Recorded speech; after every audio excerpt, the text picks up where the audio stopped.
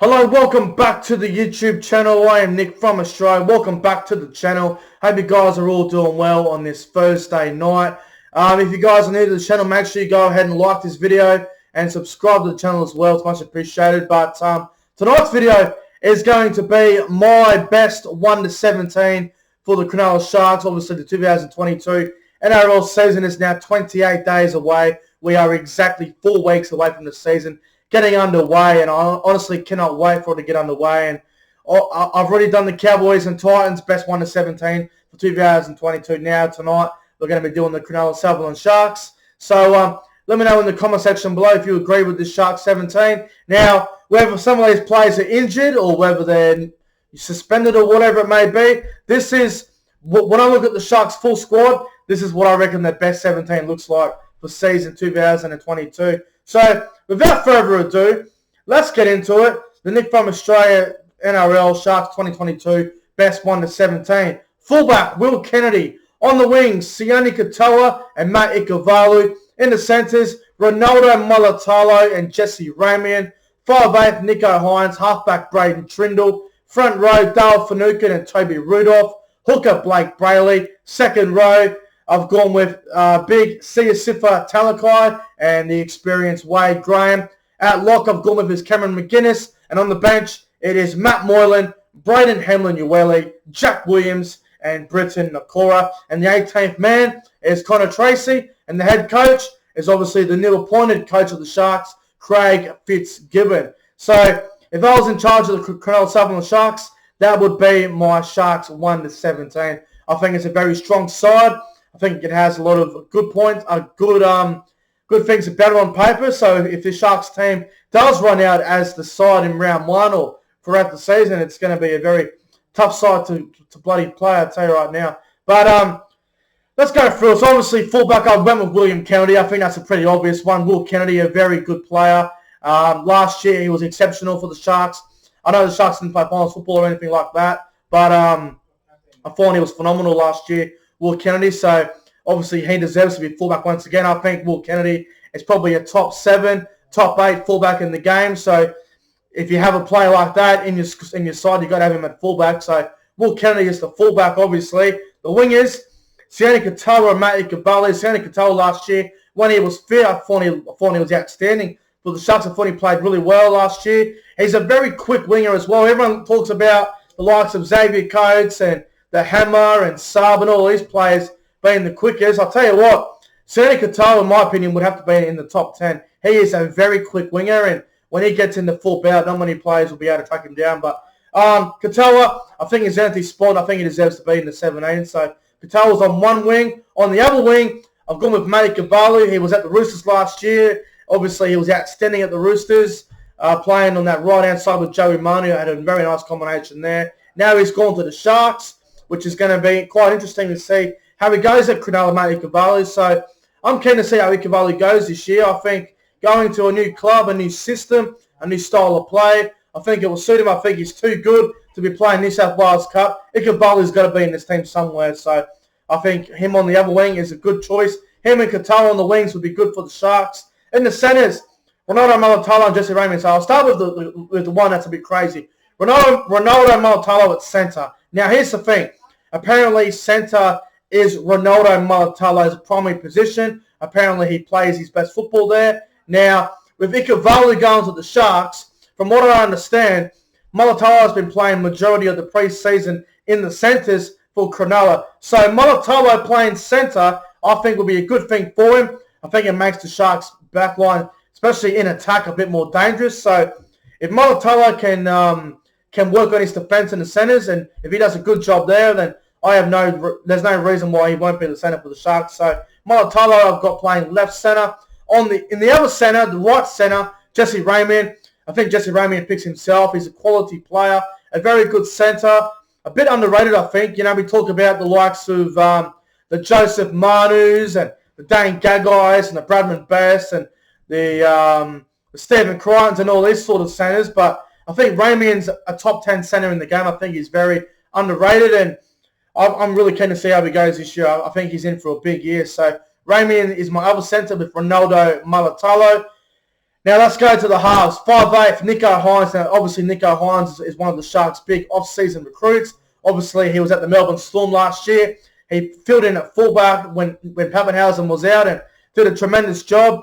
I think he played 1 or 2 games in the halves for Melbourne last year. Didn't do awfully great in the halves, but I think with Nico Hines getting a full pre-season in at 5'8", building a combination, whether it be with Braden Trindle or Matt Moylan, I think we'll see how that all turns out. But I think Nico Hines, as a running 5'8", is going to be very good for the Sharks.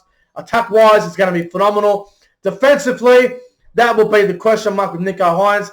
Is he going to be able to defend 80 minutes at 5'8", with barging back rowers running at him all day, and centres as well? So I'm really intrigued to see how it all plans out for the Sharks, but I think Nico Hines at 5'8" is the best thing for the Sharks going forward for 2022. Now, the halfback, Braden Trindle. Now, some would say Matty Moylan, some would even say Conor Tracy to an extent, but I think Braden Trindle is the future of the Cronulla Sub-Line Sharks. I think Braden Trindle is a great organising halfback. He knows how to control the side on the field. We saw last year in the games he played, he looked very good. I think now, having a full pre-season under his belt, a new coach, a new system, dare I say as well, Braden Trindle, I think he suits the Sharks side, especially with the way they play with this fullback that they've got on paper. It's going to be very, very interesting to see how it all turns out. But I think Braden Trindle is the future of the Sharks. I think he's a great halfback, and I'm really keen to see how he goes this year. I think a combination of Hines and Trindle would be best for Cronulla. Obviously, on Saturday, which is in 2 days now, the All-Star game takes place, and Hines and Trindle are going to be the halves in that. So we'll see how that all goes as well. So maybe we get a bit of a preview of the Sharks' potential halves this year. But I think Trindle at halfback is the Sharks' best option going into 2022. Now, let's go into the front row, which I've gone with Dale Finucane in the front row with Toby Rudolph. Now, obviously both of these players are locks normally, but I think these guys going into the front row would be better. Dale Finucane, he plays like a front row but wears a 13. That's what he did at Melbourne. But I think Finucane now, going into the front row, I think it'd be the best thing for him. Defensively, there's nothing to really worry about with Finucane in defence. We all know how good he is. His leg speed around the ruck as well. It's so dynamic. I think Finucane in the front row for the Sharks. I think to get the right balance for this side, I think Finucane in the front row would be the best thing for the Sharks going forward. So I love Dale Finucane. I think he's a very, very good player. I think he's a quality front row in the game or lock, wherever he plays. Doesn't really matter.